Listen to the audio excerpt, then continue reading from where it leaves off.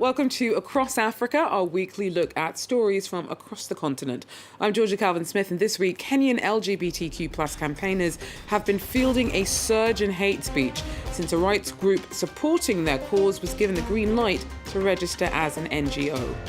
Also, a deal between Uganda and Saudi Arabia to make it easier for African workers to head out to the Middle East has resumed despite long-standing concerns about the treatment of some domestic staff.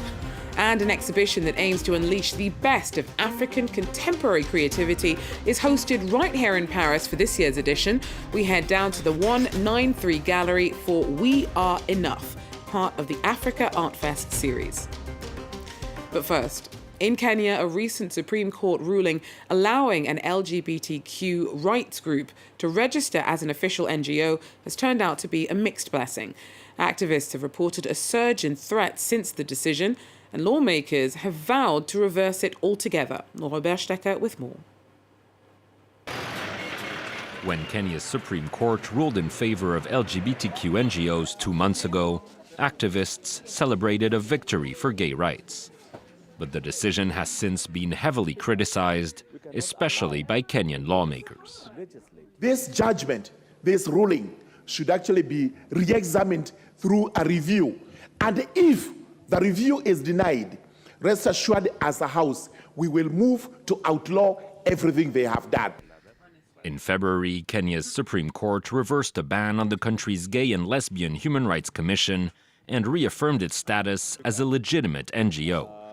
But some conservative lawmakers have since argued such organizations should not be allowed to operate in a country where homosexuality remains illegal.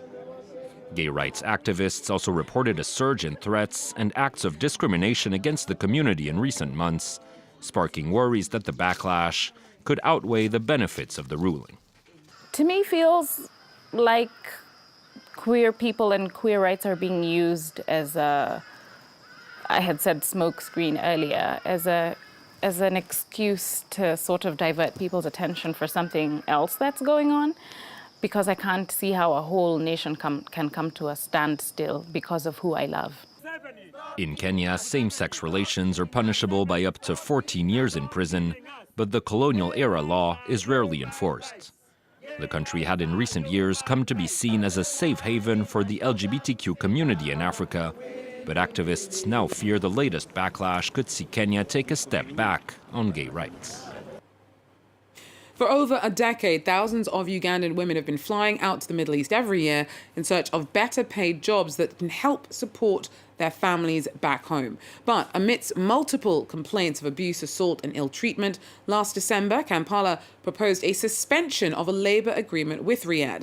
That's now resumed, but there are still concerns about the safety of African workers. Our team reports. Like thousands of other young Ugandans, Carol Namugaya is heading out to Saudi Arabia. The 22-year-old will soon be earning twice as much as the average salary at home.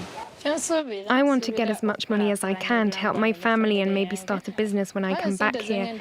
I will also be able to pay school fees for my brothers and sisters. To register for the move, Carol had to wait until the end of March and the renewal of a labor export agreement between Uganda and Saudi Arabia.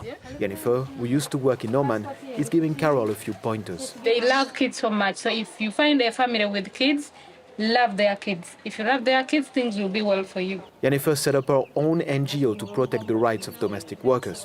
More than 80,000 workers fly to the Middle East each year, and sometimes the jobs go horribly wrong. Jennifer registers hundreds of complaints a year, many alleging abuse, kidnappings and violations of contracts. They own you, they own you. The things of contract, they don't want to know. The man can force you to have sex when you refuse. He can throw you from the maybe 4th floor, then you die.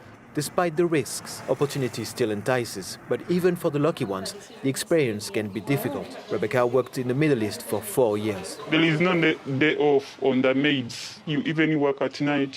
You are not allowed to keep your passport like you were a prisoner. Because if someone takes your identifications, you can do nothing about it. According to the government, the new agreement provides increased protection for expatriates. They need our workers. We also need to solve certain challenges, whether it's unemployment, whether it's stuff around poverty issues. You're looking at medical insurance, repatriation, standard issues around the welfare of a migrant worker in a foreign country. The export of workers is linked to significant remittances. An estimated 150,000 Ugandans currently working in the Middle East send back around $900 million to their loved ones a year. Somaliland's been trying to win international recognition ever since it declared its independence from Somalia in 1991. Since February, conflict has raged in the town of Las Anod. The Dubalhante clan, the most famous in the region, wants to leave Somaliland, rejoin Somalia and form a new separate autonomous state. Somaliland's army has been clashing with the clan's militia. Bastien Renouy tells us more. We managed to arrange a meeting with the prisoners of war captured on March 18 in Las Anod, the capital of the Sul region. There, troops clashed with fighters who want to break away from Somaliland.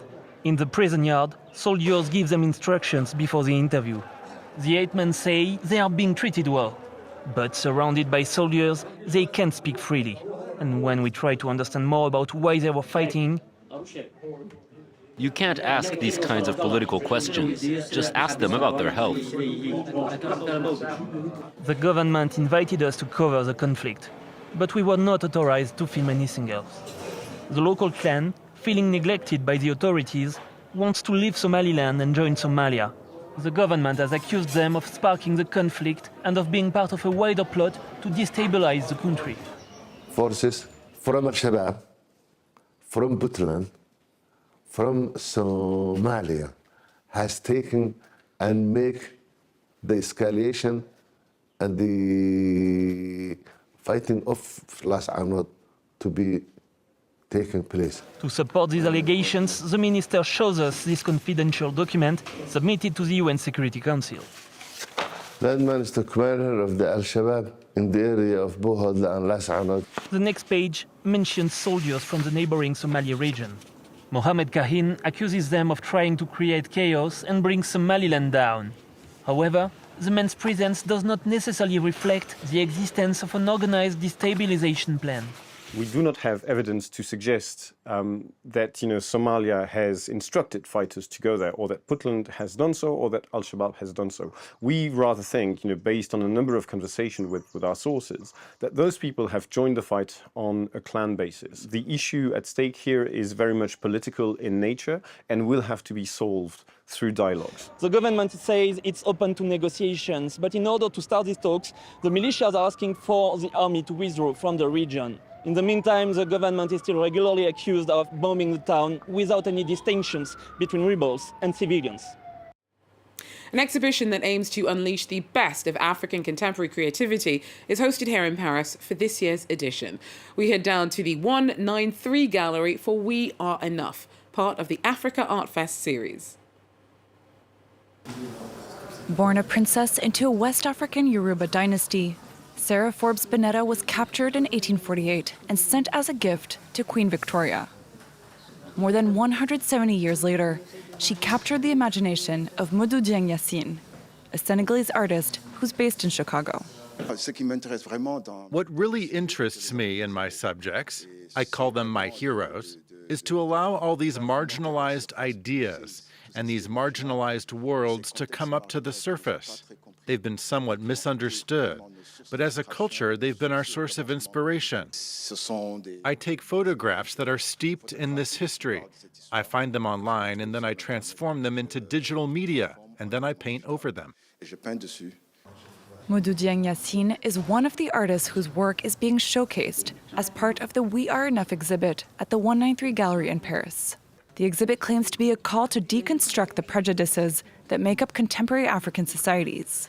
What I'm really interested in is to show that African artists have something to say, and they have their own way to say it. Africa is a continent. Here we've got 6 different countries represented, but they each use different media and have different inspirations.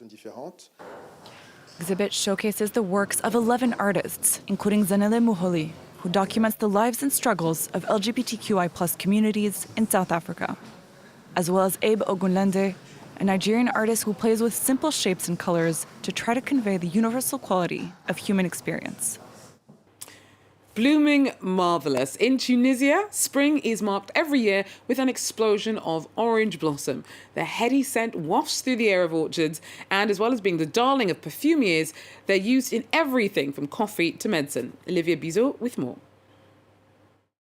In Tunisia, it's orange blossom season. The precious flower, or white gold, is a source of national pride.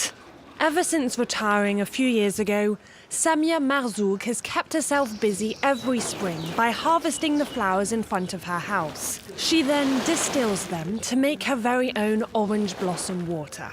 Every year I pick about 16 kilos of orange blossom, which produces about 16 litres of floral water. It's for me and my children, and we repeat the tradition every year. It's a ritual that Khania Mansour, a professional orange blossom distiller, has mastered.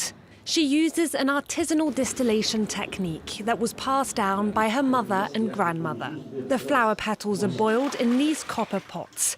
The steam is then captured and condensed by using cold water, which produces the floral magic. I've stuck to our family's traditional method because our materials are among the best in the world. Copper is the best for retaining the heat, and the clay pots are the best for keeping the water cold. The materials we use are 100% natural. Tunisia's orange blossom is renowned around the world. It's used in cosmetics, baking, and even traditional medicine. Well, that's it for Across Africa for now. Thanks for joining us. Do so again if you can. Till then, take care.